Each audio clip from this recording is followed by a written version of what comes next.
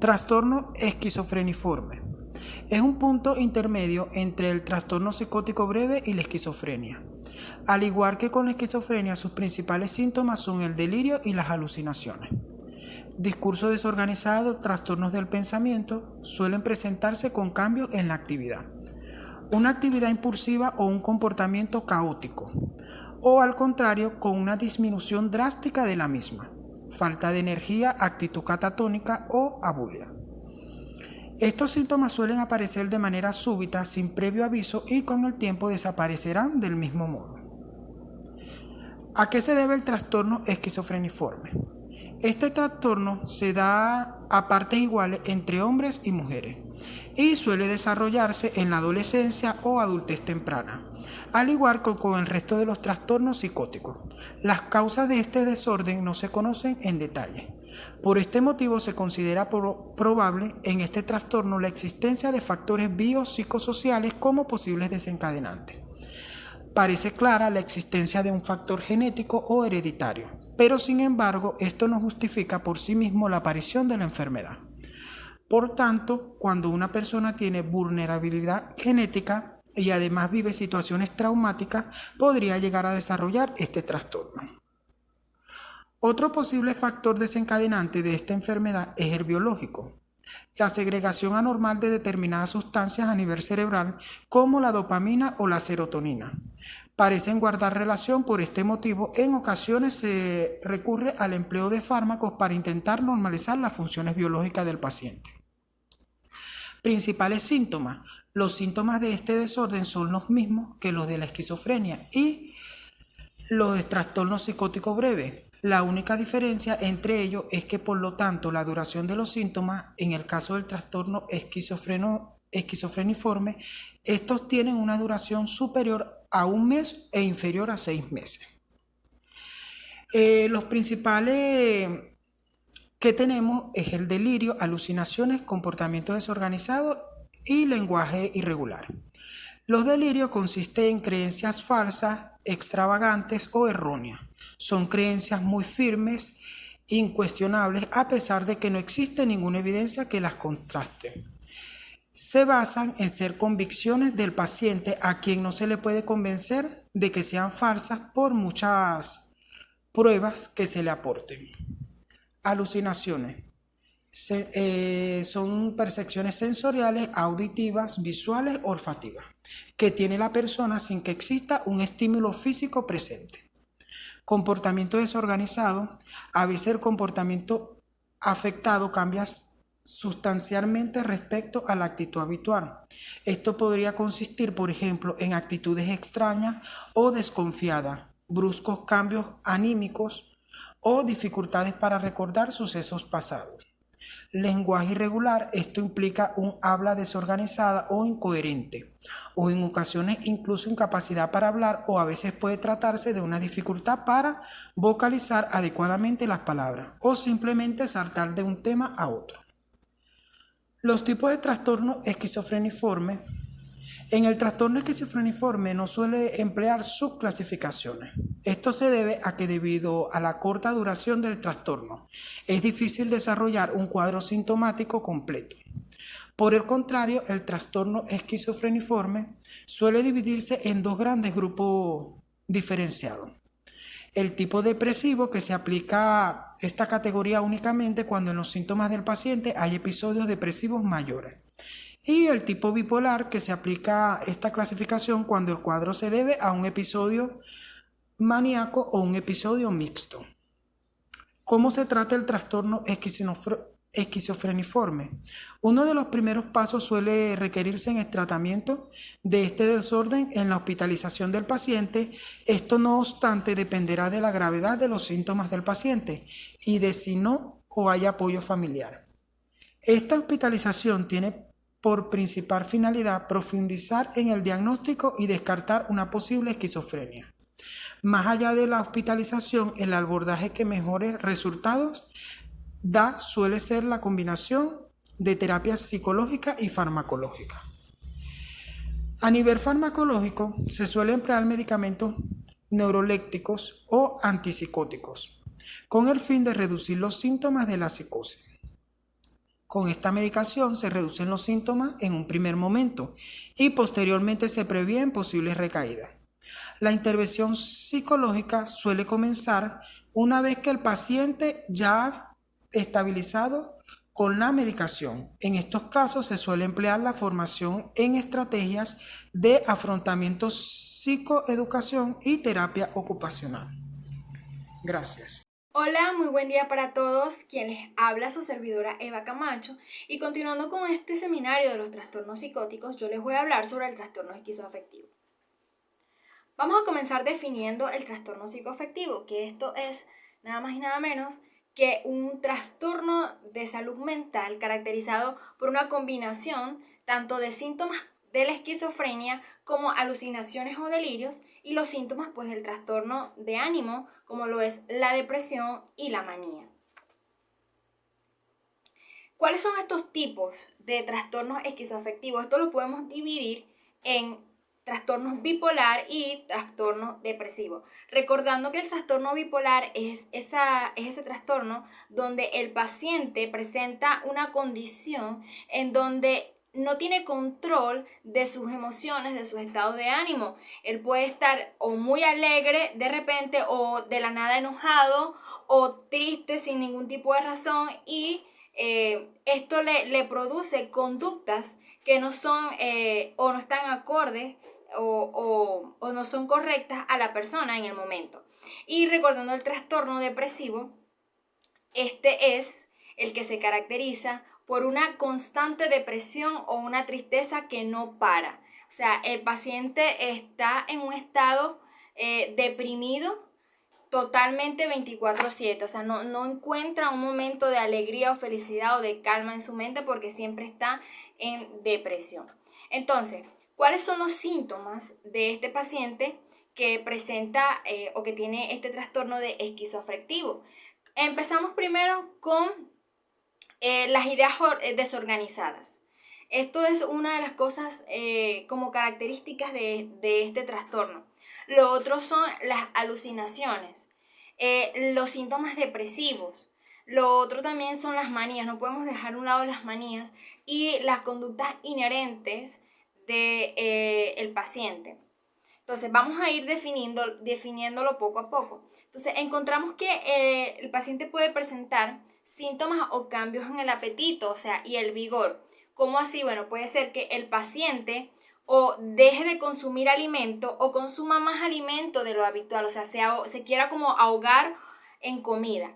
Lo otro son los delirios y la paranoia. Y en esto tenemos que prestar muchísima atención, ya que de ahí es que va a radicar o nos va a dar esa característica, o es ahí donde podemos determinar el diagnóstico de este trastorno. ¿Por qué? Porque este paciente va a tener constantemente ideas fuera de lugar, ideas que no están acorde a su realidad y que no le traen un bien o un futuro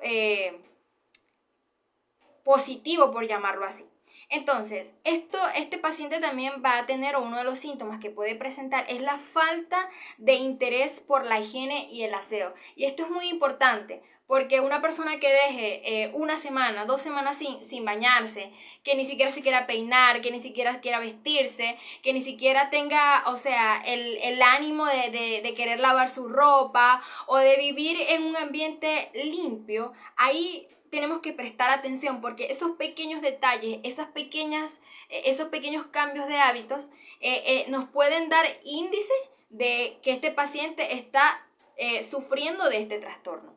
Entonces, también otro síntoma característico y muy clave en este trastorno son los problemas para dormir. El paciente tiene dificultades para dormir, ya sea porque está siempre inquieto, porque no logra conciliar el sueño o porque se sienta atormentado.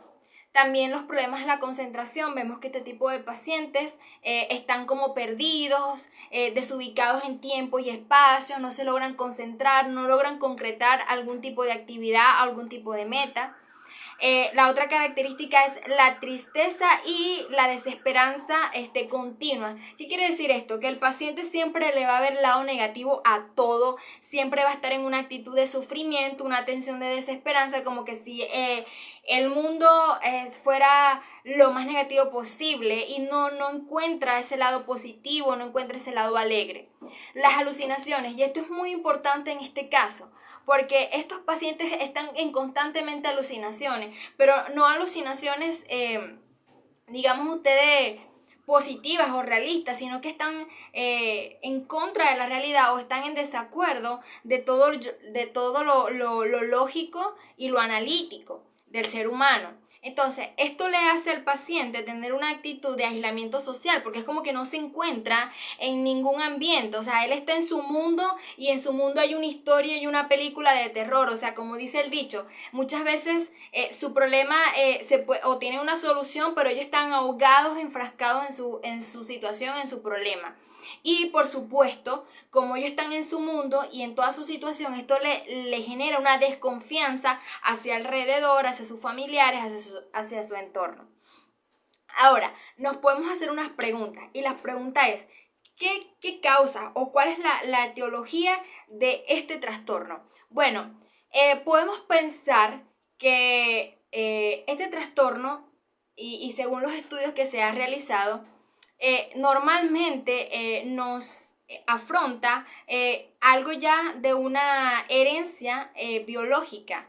Esto tiene que ver con la genética y esto es un factor ya determinante en el ADN, donde este tipo de pacientes, y normalmente los que tienen familiares muy cercanos con este trastorno de esquizofrenia o con trastornos del estado anémico, de la parte afectiva, entonces normalmente ellos tienden pues a elevar el número de posibilidades de padecer este tipo de trastorno. Ahora nos podemos preguntar, ¿cuáles son esos factores de riesgo que pueden llegar a desencadenar este trastorno?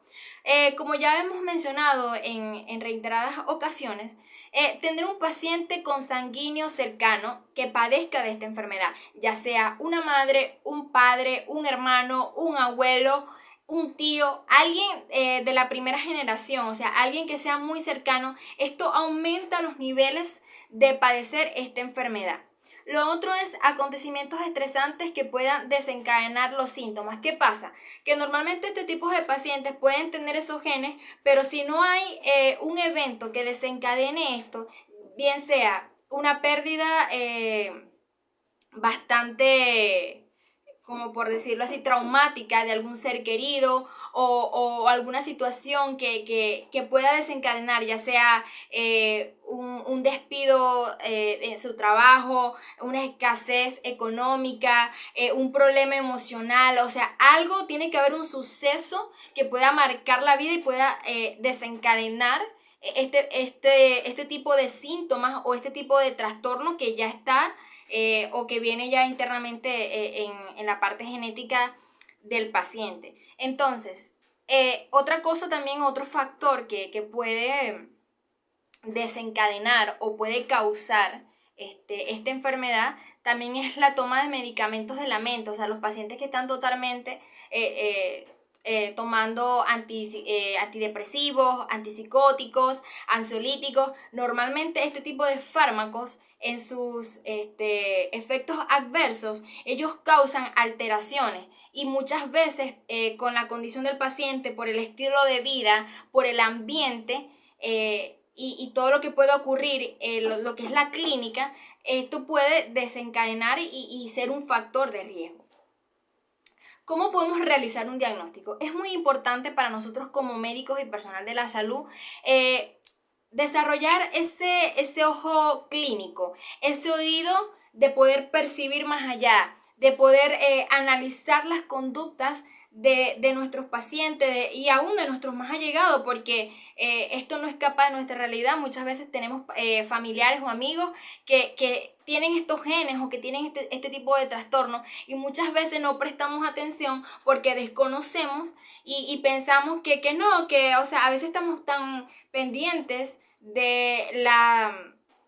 los factores físicos, o sea, de que si la persona se le enfermó un hígado, el corazón, el pulmón, si es que tose, pero a veces ignoramos o no prestamos la debida atención a los trastornos psicológicos. Y eso es lo que nosotros como médicos, nosotros tenemos que entender, que la salud mental, emocional y espiritual de nuestros pacientes es tan importante o más importante que la misma salud física, porque si el paciente ya toda su parte, su psiquis, en su parte mental, ya está presentando algún tipo de debilidad, está presentando algún tipo de flaqueza, nosotros tenemos que estar pendientes para poder realizar un efectivo diagnóstico. Entonces, prestar atención a esos síntomas, a esos cambios de conducta que aparentemente pueden ser normales, pero en un paciente son pautas claves de que algo está ocurriendo. Entonces debemos determinar con exactitud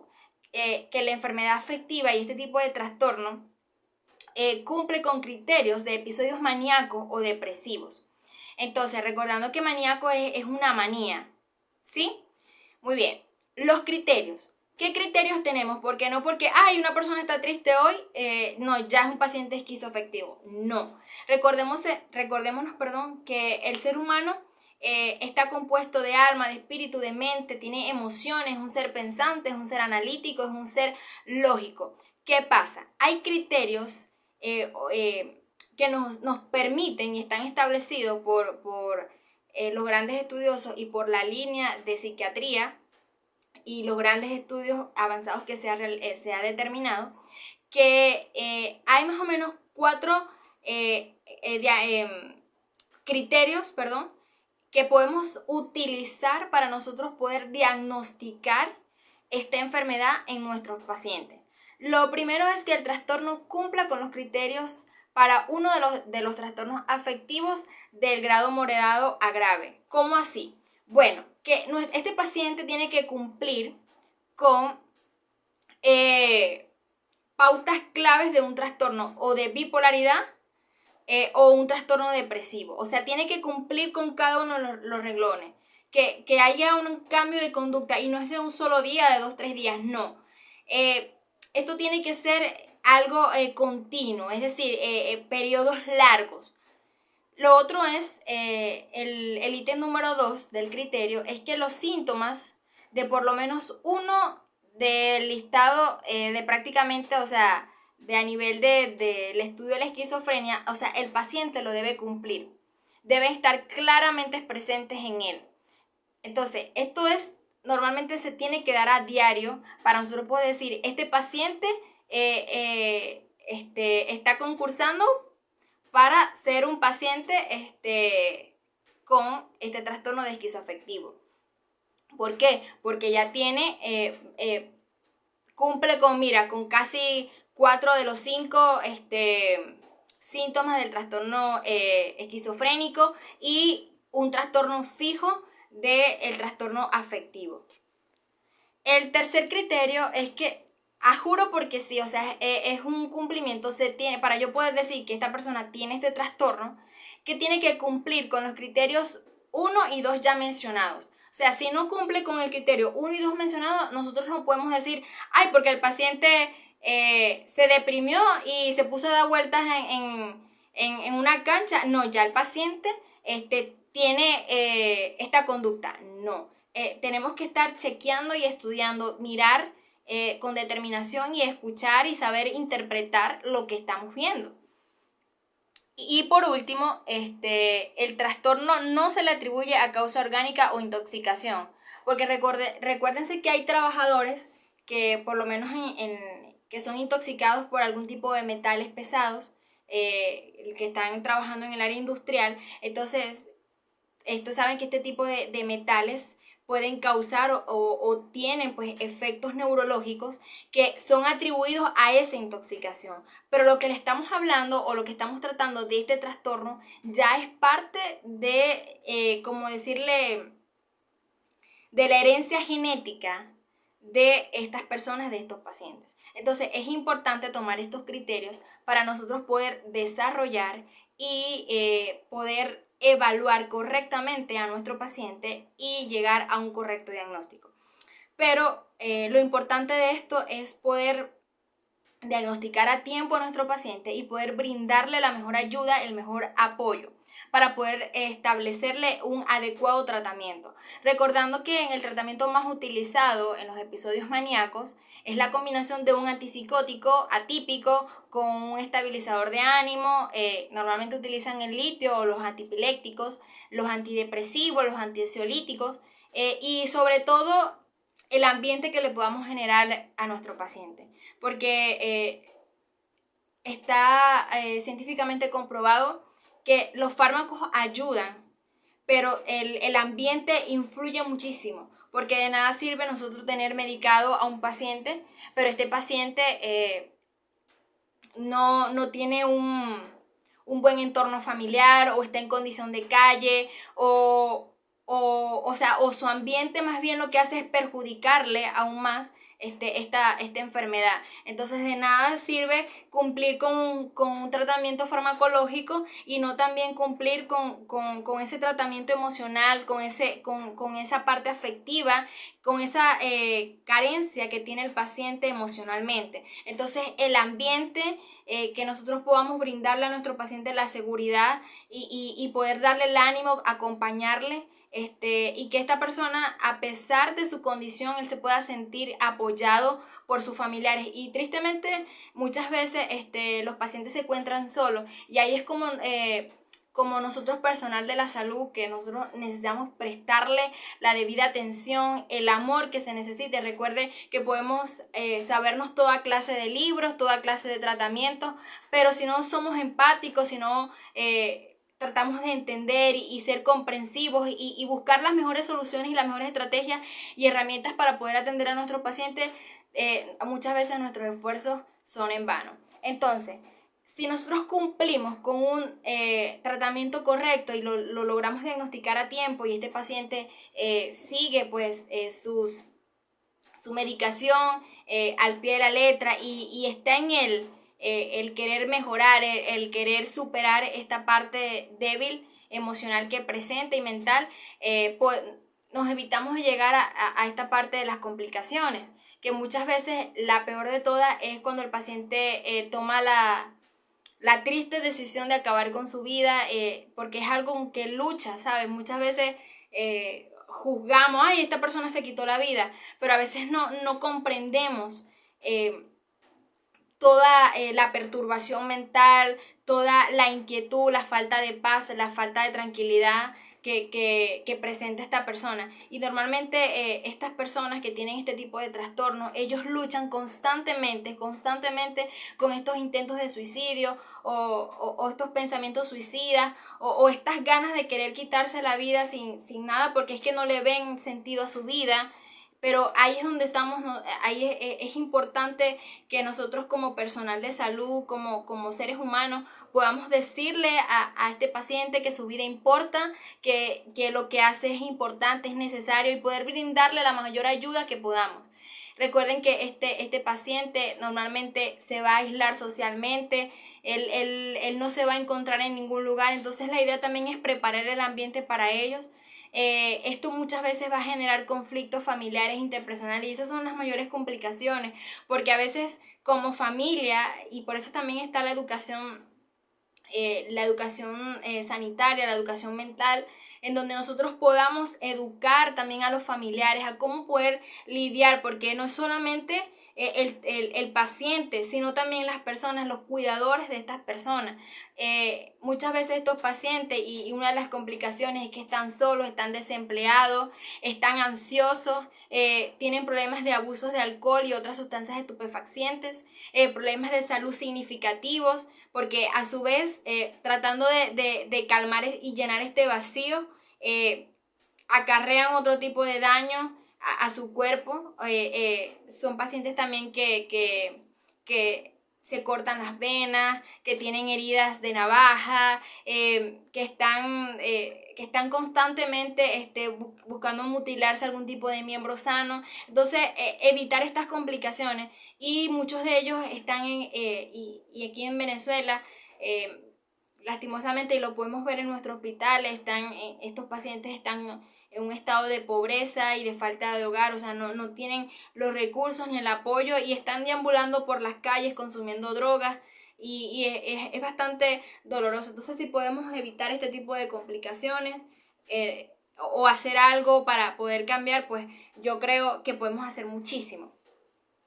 Y bueno, simplemente querer darle las gracias por poder escuchar esto y quiero dejarles con esta frase es: renovemos nuestra mente cada día. La fe no envejece, no es una cuestión de edad, es asunto de corazones. Es verdad que las mayores luchas las tenemos en la parte de la mente, el desánimo, las ganas de no querer, de ver siempre lo negativo, pero ahí es donde está que tenemos que todos los días renovar nuestra mente, pedirle a Dios todos los días sabiduría para poder afrontar todos los obstáculos que se nos presenten y no rendirnos. Y nosotros como personal médico llegar hasta el final con estos pacientes y recordar que la mente también es un músculo y necesitamos ejercitarlo.